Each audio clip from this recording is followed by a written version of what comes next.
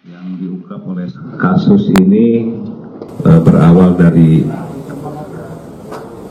adanya laporan polisi, ya, laporan polisi tentang laporan orang hilang, yaitu yang dilaporkan dari keluarga korban atas nama korban yang bernama RHW, yaitu tanggal 12 kemarin, di mana dari tanggal 9 bahwa korban ini tidak bisa dihubungi, ya, tidak ada komunikasi dengan pihak keluarganya. Adapun tempat kejadian, ya, tempat kejadian TKP adalah di salah satu apartemen di Pasar Baru, Jakarta Pusat, ya. Jadi selasa waktu kejadian pengungkapan dalam kasus ini adalah tanggal 16 September 2020. Jadi alhamdulillah, jadi laporan tanggal 12, kemudian tanggal 16 kasus tersebut dapat terungkap.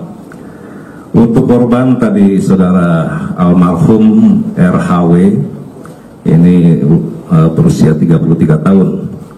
Adapun dua orang seperti apa di belakang saya, yaitu atas nama DAF, ya. DAF ini berumur 26 tahun. Yang bersangkutan adalah pelaku ataupun eksekutor, yaitu membunuh korban dan juga memutilasi korban. Sedangkan pelakunya saudara LAS ini berusia 27 tahun. Jadi peran yang dilakukan oleh LAS adalah mengajak korban untuk bertemu dan menyewa apartemen di Pasar Baru, Jakarta Pusat.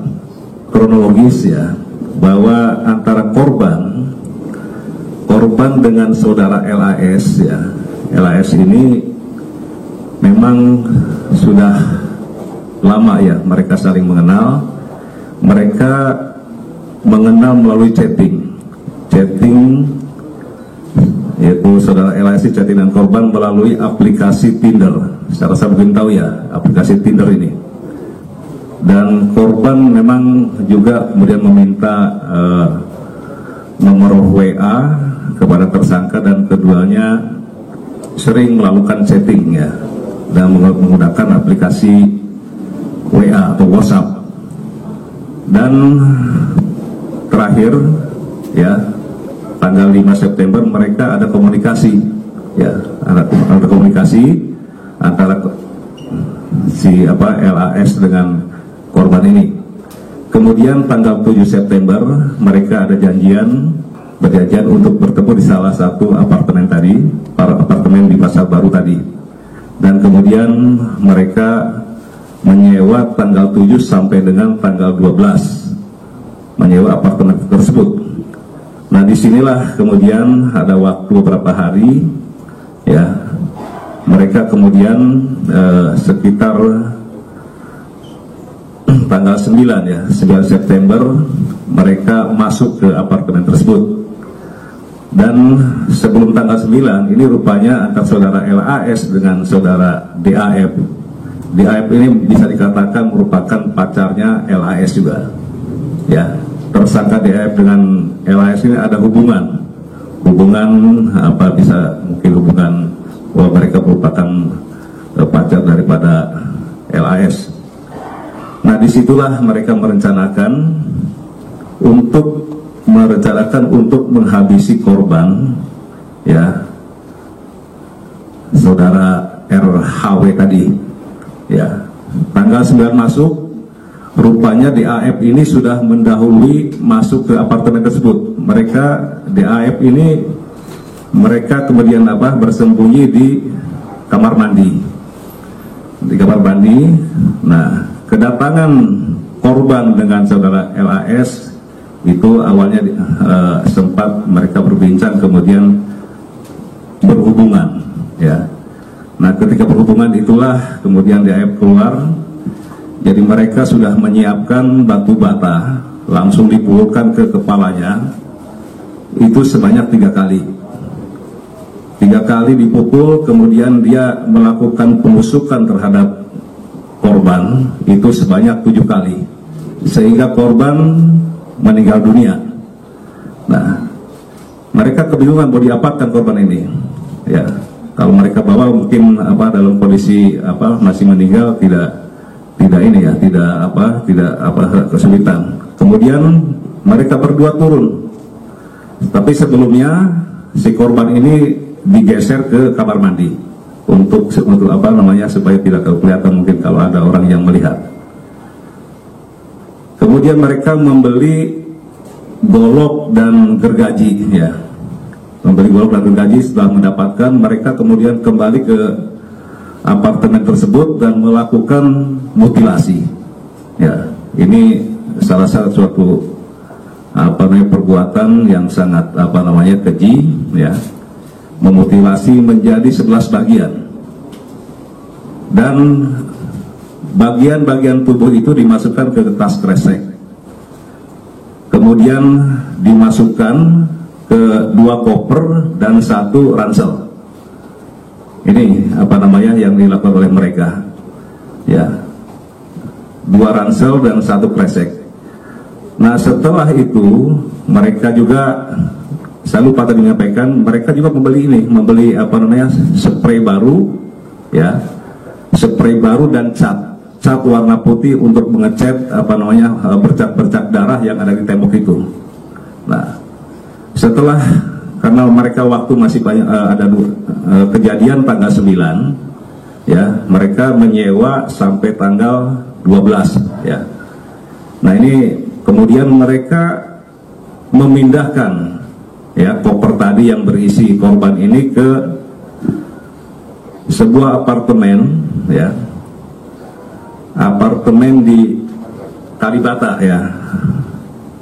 Ya, setelah itu mereka ke apartemen di Kalibata di lantai 16. Nah, di sanalah kemudian mereka menyimpan korban tersebut. Nah, kemudian yang mereka lakukan adalah mereka menguras isi daripada rekening milik korban, ya, dengan membeli logam mulia berbagai ukuran, kemudian perhiasan emas, motor merek Yamaha NMAX, dan menyewa rumah di Permata Cimanggis, di Cimanggis, ya, yang akan digunakan untuk mengubur korban itu. Jadi rangkaiannya seperti itu. Untuk modus operandi adalah, jadi mereka, ya, tadi mereka berkenalan, kemudian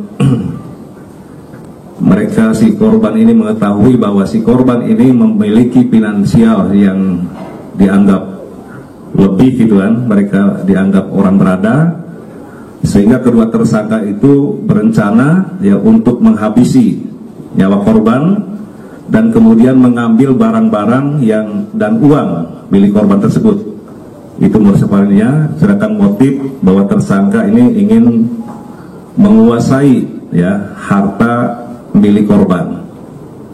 Jadi itu kronologis. Kemudian barang bukti, ya, barang bukti adalah ada 11 buah emas, ya, antam, ya, 11,5 gram. Ini dari berbagai jenis, ya, berbagai kemudian 2 unit laptop. Kemudian seperti kita lihat ada cangkul, kemudian skop, jam tangan, kemudian perhiasan tadi yang saya sampaikan. Kemudian juga di sini ada beberapa buah kartu Visa, dari Bank Mandiri, BNI, BCA, kemudian Permata, dan lain-lain ya, untuk barang bukti gitu. Diketahui bahwa tabungan korban ini digunakan oleh saudara Las dan saudara Daf. Ya, kemudian tim mengamankan keduanya di daerah perumahan Permata Cimanggis, Kota Depok. Dan kemudian untuk korban sendiri sudah kita kirim ke Rumah Sakit Kramat Jati.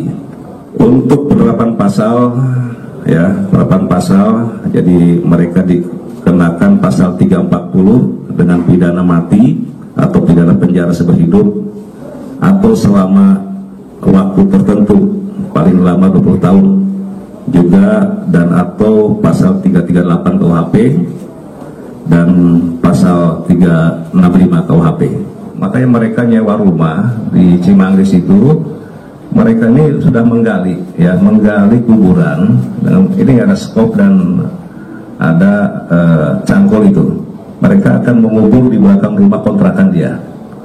Tetapi ini belum dilaksanakan karena sudah keburu ketangkap oleh kita. Nah, kemudian jumlah yang sudah diambil oleh mereka ini sebesar 97 juta. Ya. Apa pelakunya? Pelakunya pengangguran. Sorry, pelakunya pengangguran. Kalau korban ya. Dua-duanya. Makanya ini lagi yang mencari kerja dan pembunuhan itu. Yang pertama kita amankan adalah saudari L kooperatif, kemudian saudara DAF ini pada saat yang dilakukan coba melarikan diri, kita lakukan tindakan tegas terukur pada kita lumpuhkan, karena DAF ini adalah eksekutor yang membunuh dan memutilasi daripada si korban ini. DAF ini, L dengan korban memang sudah ketemu lama, sudah berkenalan lama di salah satu aplikasi, apa tadi namanya? Tinder itu mencari jodoh, ya, aplikasi mencari jodoh sudah setahun yang lalu, jadi sudah pernah kenal. Nah, yang terakhir tanggal 5 kemarin itu berkomunikasi lagi, janjian dengan korban, ya, tanggal 7 ketemu mereka, 7, 8, 9 ketemu. Sebelum masuk ke dalam apartemen mansion tersebut, mereka sempat ngopi-ngopi dulu. Rupanya memang L sama D ini sudah merencanakan akan menghabisi si korban untuk merebut hartanya. Makanya tanggal 9 itu sudah diatur, ketemu lagi masuk ke dalam, tapi di dalamnya itu sudah ada DAF itu bersembunyi, ya, sehingga dilakukan eksekusi oleh DAF dengan memukul 3 kali kepalanya dengan batu, kemudian setelah itu menusuk 7 kali tusukan. Ya, itu yang mengakibatkan meninggal dunia. Setelah itu keduanya pergi mencari alat untuk pisau dan gergaji, yang sampai dengan saat ini pisau dan gergajinya masih kita lakukan mencari, karena memang berdasarkan keterangan daripada tersangka setelah melakukan pembunuhan membawa korban ke apartemen Kalibata, pisau dan gergaji itu dibuang di tong sampah di apartemen mansion. Ini masih kita lakukan pencarian terhadap barang bukti yang dipakai, alat yang dipakai untuk memutilasi korban. Oke?